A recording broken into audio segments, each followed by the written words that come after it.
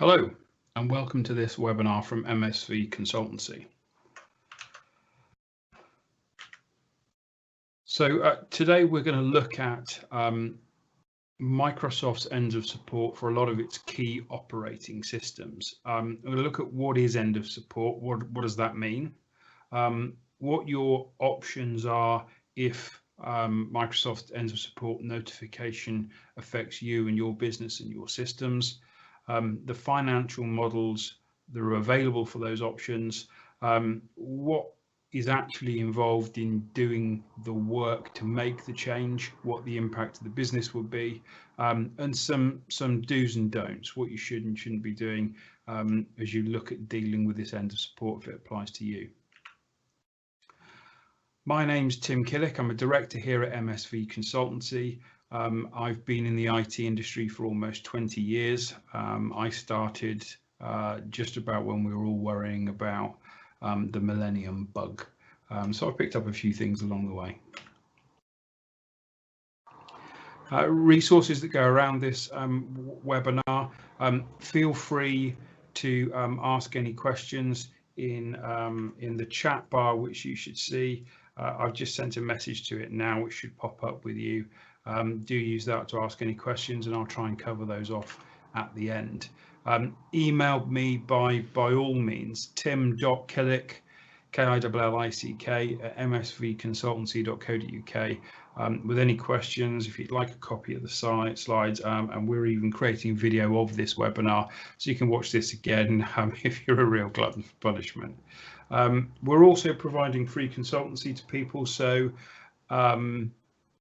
if you feel that that's helpful to you, have a look at the end where I talk about that particular offer exclusive to webinar participants. So Microsoft end of support, the next one is the 14th of January 2020, and at that point there's a whole lot of things going end of life from Microsoft. The key ones being Microsoft Windows 7, Microsoft Server 2008 and 2008 R2, and Small Business Server 2011. If you have a look at this link, I've shortened it, that takes you directly through to the page that Microsoft provide to show you exactly what is going end of support. But as I say, the headlines are Windows 7, Server 2008, 2008 R2, Revision 2, and SBS 2011. Those are the ones that are going to affect most businesses, certainly most of the businesses on this webinar. So what does that mean to everybody? When Microsoft puts a piece of software into end of support, it doesn't just die, obviously. You know, you may well have bought CDs and all sorts of stuff. So software that you have will still work. They'll just stop supporting it. And what that means is there aren't any technical updates anymore. The free support which comes with your software comes to an end. General updates, feature releases for the software come to the end, but the big one is security updates. And I think if you've watched MSV's output, social media, blogs, etc. over recent months, you'll have read that we're seeing a real upsurge in cyber criminality, huge upsurge. And we're seeing a couple a month at the moment. And one of the biggest ways that cyber criminals, hackers, etc., break into business systems is through vulnerabilities, obviously security vulnerabilities, and the big one is security updates. So if you are not updating your software every time a patch is released, then luck is your shield against cyber criminals who are becoming more and more prevalent. So you know, this really is a big one. If you hold data of any kind, you'll know from GDPR regulations, you know, you've got to take reasonable steps to keep client data secure. So if you have any, keeping your security up to date and patched falls squarely within reasonable steps. So your options as you come up to January 14th, if you are running a system you are running infrastructure that runs systems that are going end of support, then at an infrastructure level, so this is your servers, your server 2008, your small business server 2011, your options are on-premise, cloud services, or a hybrid of the two. And what I'm going to do today is walk you through these options, certainly the first two, as the hybrid is a mash of the two, to show you really what that's about, what you need to be looking at doing with your IT provider. So on-premise is it? I'm conscious that's an industry term, but essentially that means do what you're doing now. If you've got a server in your server room that you're running your business from, that's an on-premise scenario. So your data, your applications, and your systems all belong to you. They're on your hardware. They're on your site. So broadly, what that looks like is a server, hopefully in an air-conditioned, clean room dedicated to the job, and not under a desk being kicked by somebody, which is connected to by your local users, and you may well have remote users, I don't know, dispatch drivers, salespeople, I don't know, whatever that, it may be even yourself, and you access those systems remotely by a virtual private network or a VPN. And that's your fairly typical setup. You'll have a network switch in there somewhere connecting all the cables together. But that's typically what you have. So a 2008 on the server, or Windows Small Business server, and local and remote users, or maybe not remote users, just just sort of above the line. And if you take the approach of, okay, well, let's just do that again. Okay, let's just update the software, update any of the hardware which needs updating, but we're kind of happy with that. That's fine. We'll do that again. Then your advantages and disadvantages of that are as follows. So advantages, well, you know exactly where your data is. It's yours. It's on that box with the blinking lights in the nice cold room that everyone likes in the summer. Your network's faster than the internet. So typically, we're seeing our clients are on a gigabit network. So that's 1 gigabit a second, give or take. So that's faster than the internet, because your internet connection's probably 100 meg, maybe even less, depending on what the fiber's like in your location. So your network's fast. You're getting access to the files on that server pretty fast. That system should be pretty fast. And you've got absolute control of everything. You own everything. It's yours. It's all yours. Now, the disadvantages are that if you're upgrading your server and indeed your Windows 7 to Windows 10, you are likely to need new hardware. New software generally has higher system requirements, and you'll need to spend some money on some kit. The server management is your responsibility. So it's your responsibility to keep those updates and patches going. It's your responsibilities to make sure the backups happen, create new users, all of this kind of stuff. The server management's up to you, and you're going to need to care for it. You're going to need to provide it with power. You're going to need to provide it with cooling. Yeah, you're going to need to provide it with air conditioning. So you're going to have to keep it healthy and happy. You're going to have to provide a good space for it to live in. Not a dusty old corner, but a proper decent space for that box to live in. So you've got some responsibilities that come with it. And VPN is a notoriously complex technology. Not complex from a technical point of view, but users don't like it generally. It requires a whole lot of messing about that they don't usually get on with when they just want to do their job. Cloud services. So this is sort of the clear alternative. Cloud services are data and applications which are located in your tenancy, but on a third party's hardware in a third party's data center. So rather than providing it yourself, They provide you all of the nuts and bolts, and you just run your systems on top of it on a tenant basis. So what we're going to do there is we're going to remove all of that stuff, okay?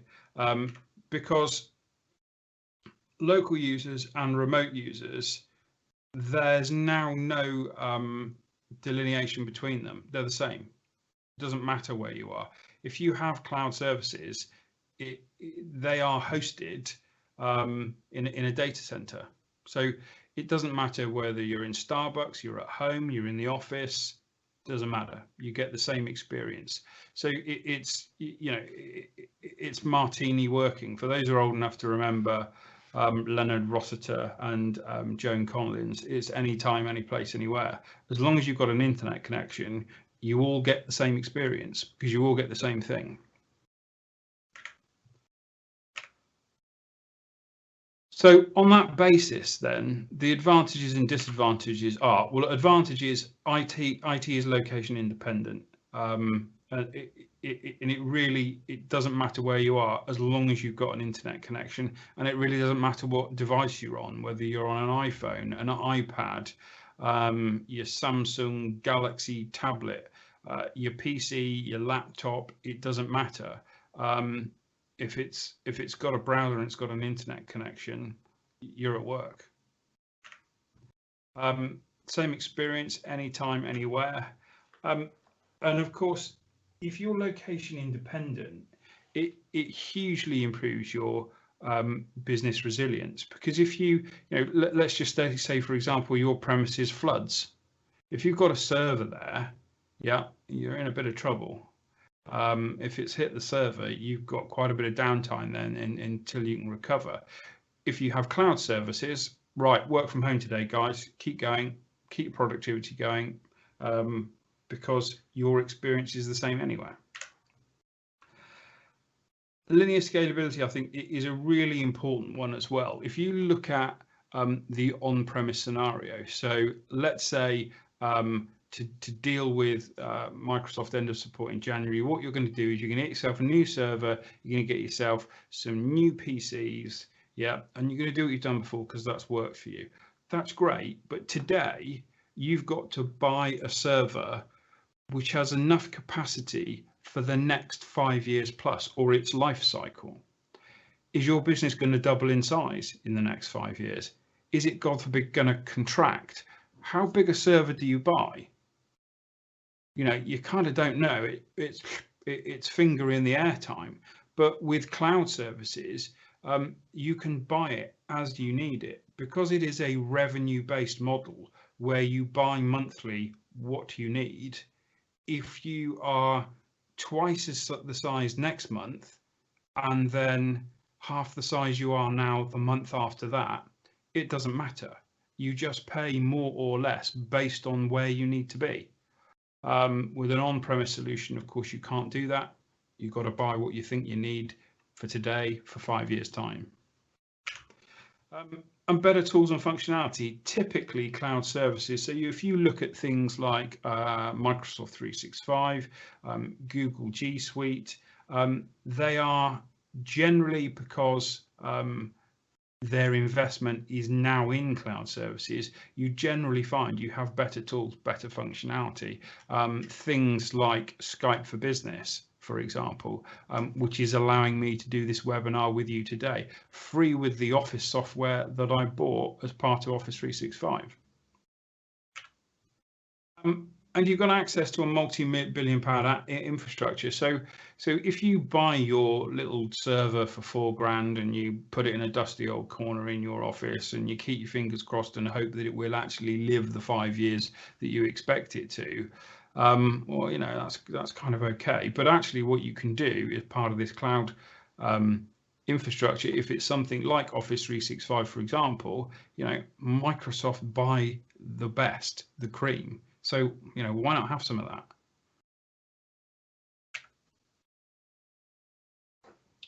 Again, because it's a monthly based model, you don't have to go through this again in 5 years' time when your server's going to fall over or there's the next update of this, that, or the other.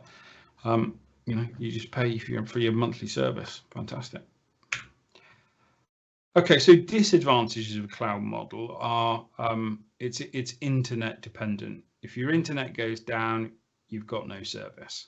Now, that's happened to me on my laptop here at home. The broadband went down, but I tethered it to my mobile phone, and I was back up again. So it's kind of back to the business resilience thing again. If you get a lot of internet dropouts, I'd suggest talking to your ISP first. But if you're in a really bad area, in a really rural area, and you just cannot rely on internet, then cloud services perhaps aren't for you.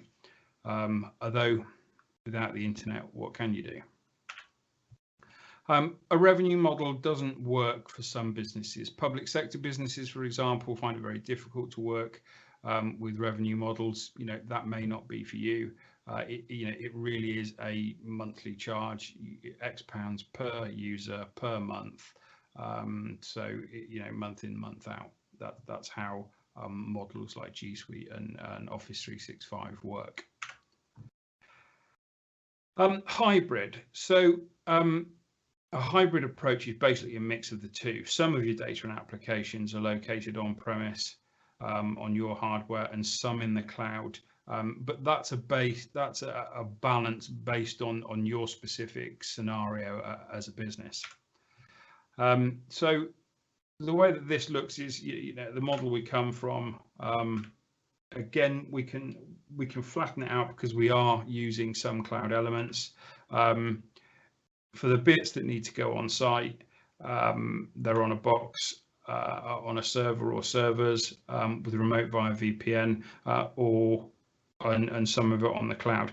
Some of the reasons why you might keep servers locally to your business is that you may be a business which transits lots of large files. So, for example, we have one client who is a design company.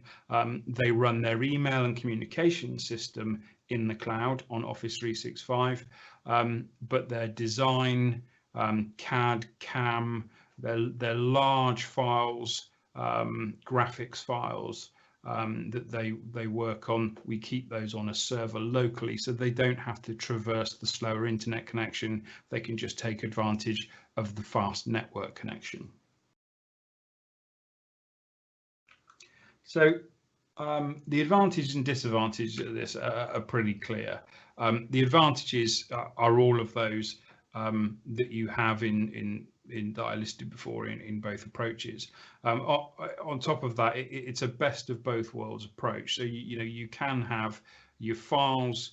You can have the files that you need locally on a server locally, which are fast, secure, etc.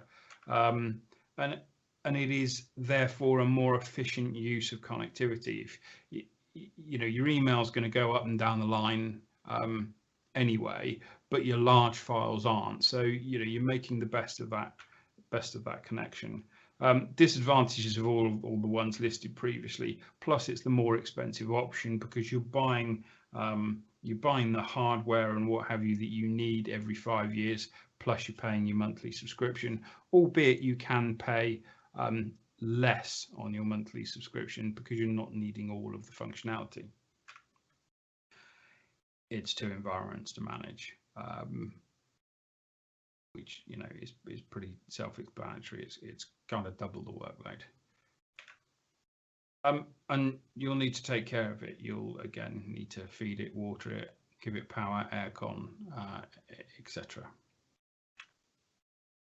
And VPN is still a part of that solution, which, as we've said before, is a pretty complex and unfriendly technology. Okay, so Windows 10. If you have machines in your environment that are Windows 7, that are Windows XP, and we need to move them to Windows 10, what do you do? Which of those devices that you have can be reused and repurposed? Well, Microsoft provides the following as the minimum sort of standard for your users, for your user devices, and Microsoft are selling something here, and they don't want to provide a large barrier to entry. However, we don't believe that's realistic. All work environments are different, and you have different users in your workplace, some which require high-powered machines, some which are just looking at databases and emails. So I think we kind of need to break that out a little bit. So our recommendation for a good user experience and longevity of a device. So, you know, there are a lot of people in the world who say, well, you know, you can run Windows 10 on this third generation i3 whatever machine, but actually in reality, you know, if that's going to have to serve a user for the next 3 to 5 years, then you need a little bit more horsepower to serve them throughout the life cycle of the device. So we'd say for a general user, an i5 generation 6 or equivalent. So what you will see when you look at PCs, and I should say MSV consultancy doesn't sell PCs. I'm not trying to sell you a PC here, merely advise you what the right one to buy is. When you look at PCs, you'll see Core i3, i5, i7, and then you'll see a 4-digit number after it. What's important is the first letter, first number of that 4-digit, which defines its generation. So that should be a 6, 7, 8. I don't know if 9's out yet. A 6, 7, and 8, or a 9. I would say I've put up or equivalent because there is AMD processors out there which are excellent. I don't know a huge amount about them. I've dealt in Intel most of all, but there's lots of equivalence tables out there on the internet. At least 4 gig of RAM, an SSD. Don't have a spinning. Don't buy a PC with a spinning disk now with a HDD. It should be an SSD. It's just they're not expensive anymore at all and are the standard. If you get a spinning disk, you'll regret it. Onboard graphics system. So for power users, I think we'll up that. We're up that processor level to an i5 6th generation again, 8 gig of RAM, an SSD, and a dedicated graphics system. And those are two really nice systems which are balanced, aren't stupidly expensive. You know, you can go up the generations if you want, but we've gone for balanced here.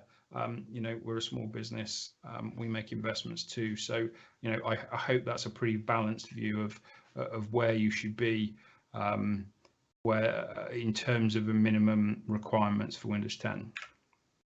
So what do you do then? Do you upgrade or refresh or buy new kit?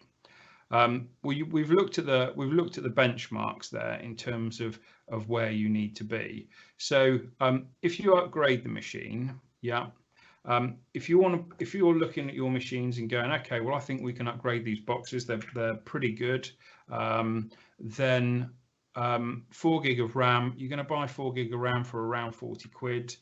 Storage, a 256 SSD, 60 quid. A Windows 10 Pro license, 113, and then the labor to fit that, you're looking at 150. So to upgrade a reasonable machine, you're looking at £363. If you want to refresh the machine, a new HP with Core i5 7th generation, 4 gig of RAM and a 256 SSD, Intel HD graphics, Windows 10 Pro, year's warranty, £407. I think I'd pay the £44 more if it were me. And as I say, I'm not a hardware salesman. I got this stuff off of eBuyer when I first started writing this presentation. There are some other reasons why you should go new over upgrade. You know, downtime, for example, that PC's got to be upgraded. Someone's got to physically take it apart. and also longevity, actually how much longer after you've upgraded it will it last. So let's have a look at how you fund each of these models. Okay, so to provide you with sort of a bit of an illustration and a comparison, I've created this small business in my mind with 15 staff who are mainly office based, and the majority of what they do is file sharing, print, email, and web. And on the web, they've got access to their system that they use to run their business, which is a cloud-based system. I've used a 5-year, 60-month life cycle. So on the on-premise side, yeah, if you a server with Windows 2016, it's a pretty conservative server at £3,600.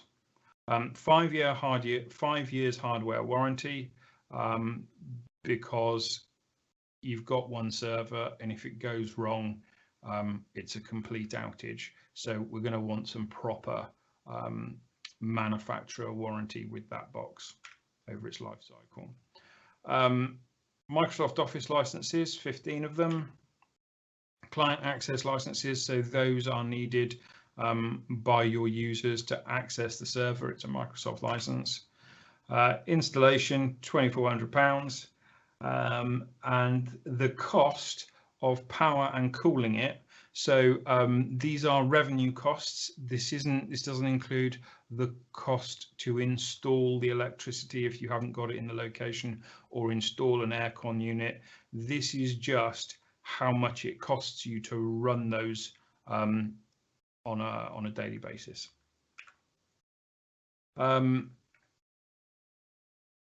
Email license, because you will need an Exchange license for your server, although nobody does that anymore. So that is actually the lowest level Office 365 email license.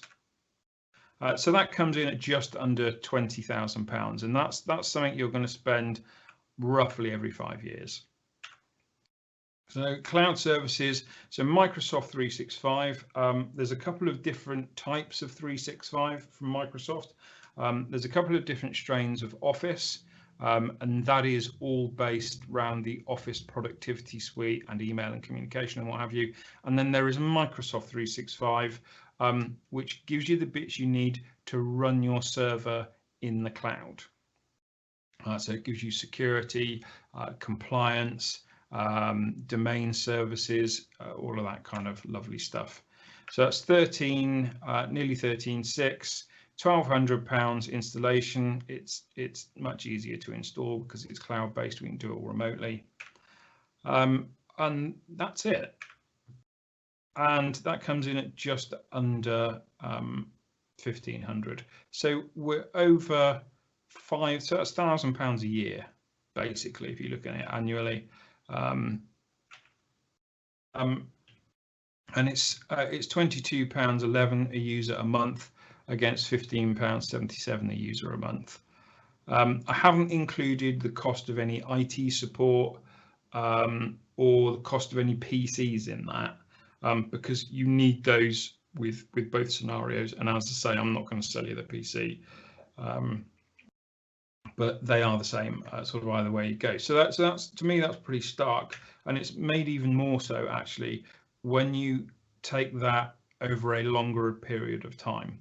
The spikes of capital spend that you get every 5 years, it's two very distinctly different models. So what's involved in implementing these upgrades? So for the PC migration, you've got to choose whether you're going to buy some new boxes or you're going to refresh them. You need to choose how you acquire your Windows 10 license. If you upgrade older machines, you have to go and buy the license.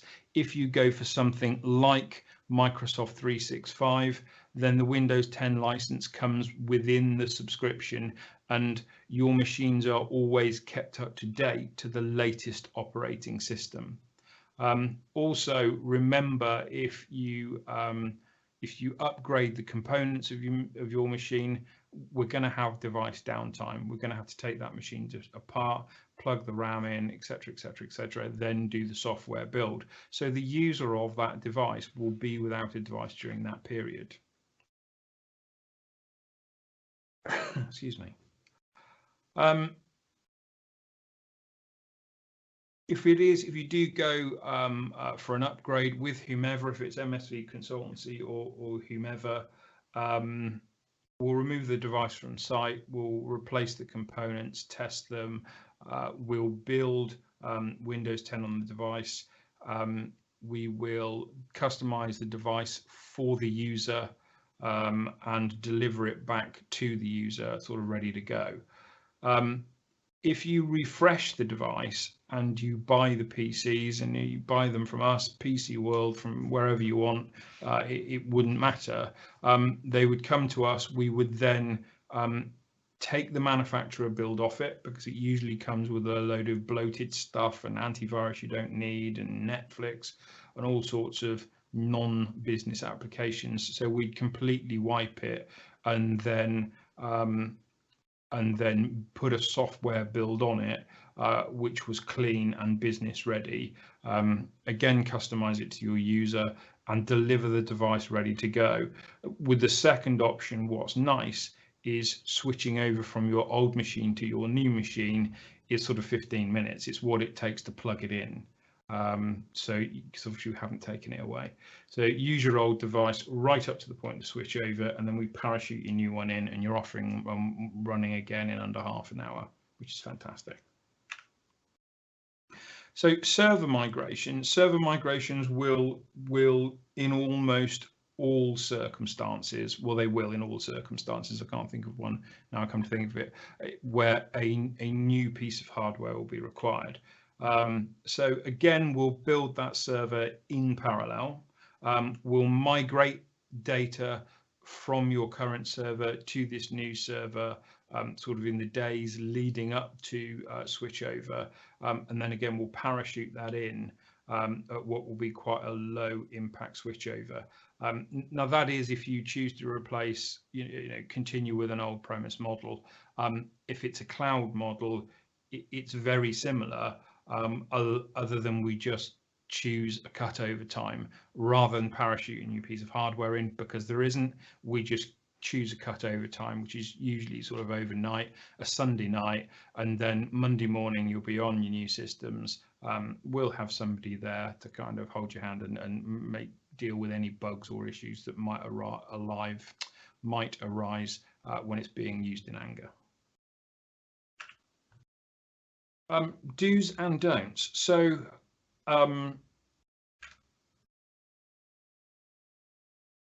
this can be quite interesting. I think whatever you do, whoever you choose, make sure whoever you get to help you with this change is vendor accredited.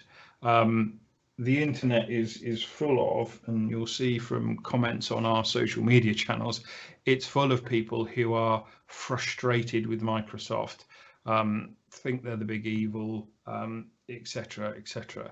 None of those people are MSV clients. And the reason for that is we're Microsoft Gold partners, and we set their systems up properly and they work beautifully. If you come across people who hate their experience with Microsoft and systems and what have you, please ask them to talk to us, because with the best will in the world, they're not doing it right. So go to somebody who knows what they're doing. Talk to their references, talk to their reference sites, actually do it. Take 20 minutes, pick up the phone, talk to somebody and go, hi, I understand you use this firm. Tell me about the journey. What was it like? It's worth doing it. Buy enough license. So this is really an odd one. This specifically refers to Microsoft 365 and Office 365. Because each license comes with 5 copies of Office, and the intention of that is that we all have more than one device these days. So each of your users might have a PC at home, a laptop they go on the road with, a tablet, etc., etc., etc. So you have a number of licenses to cover those scenarios. It is tempting for some to say, well, I've got 5 people in my office. It comes with 5 copies of Office. Well, let's just do that. That's fine. Well, the issue with this is that each license is tied to an email address. So if each of those 5 people needs an email address, you're snookered. And it's the recipe for a bugger's muddle. It really is. So ensure you buy enough licenses for the people that you have in your business if you want to have a good experience with Microsoft systems. Secure your data properly. As I said earlier in the webinar, we are seeing loads and loads more instances of cyber attacks. 2018, 47% of small businesses had some kind of cyber breach. Make sure your data is properly secured, your firewalls are configured correctly, and your systems are configured correctly by a vendor accredited firm. That leads me neatly into backing up your data regularly. It is really important. It can be your last line of defense if you are subject to cyber criminal activity. And follow us at MSV Consultancy, because at the moment we have a competition for 3 wireless access points and a wireless controller. This isn't consumer stuff. This is proper enterprise grade equipment which will provide a very strong, secure and high performing, robust wireless system for your business. So go follow us, go enter the competition. I'm going to give somebody a full kit, everything they need to set up their wireless in their office. Don't use consumer grade kit. Specifically, a lot of businesses will go, right, let's buy that box because it's cheap. You'll pay later. You're a business, use business grade stuff, and you'll get a much better experience from your IT. Don't use your pet's name as a password. Smokey07 will be easily guessed. Keep your stuff secure. Passwords are a pain in the neck, but it's worth doing to secure your business. And don't let your business be constrained by frustrating IT. MSV Consultancy get a lot of joy from taking companies that are banging their head against their printer and their server because it's just such a pain, and turning it around for them, and IT being something that helps drive their business. Be the latter, not the former. Okay, so exclusive webinar offer. You'll receive an email shortly which offers you free consultancy as an exclusive offer for attending this webinar. And what we'll do is we'll come along, we'll have a look at your IT systems. We recognize that every business is unique in terms of what IT systems it has. So whilst I've put some information together in this webinar, which I hope is useful to a lot of people, it doesn't get useful until we apply it to your specific scenario. So let us come visit you, have a look at what you've got and tell you what you need to do. There's no obligation, we'll give you pricing for it because that's pretty essential information. But if you choose to do something different, that's cool. But we'd love to come along, have a look at your systems, make some recommendations, tell you how much they'll cost. You can go and get some other quotes as well. And hey, hopefully choose us if you think we were the right guys for the job. Thank you very much for attending the webinar. Visit the website regularly. We're going to do a lot of these. If there are any that you would specifically like to see, any specific subjects, drop me a line. I'd be really happy to do it and be very grateful for the inspiration. Thanks for joining us.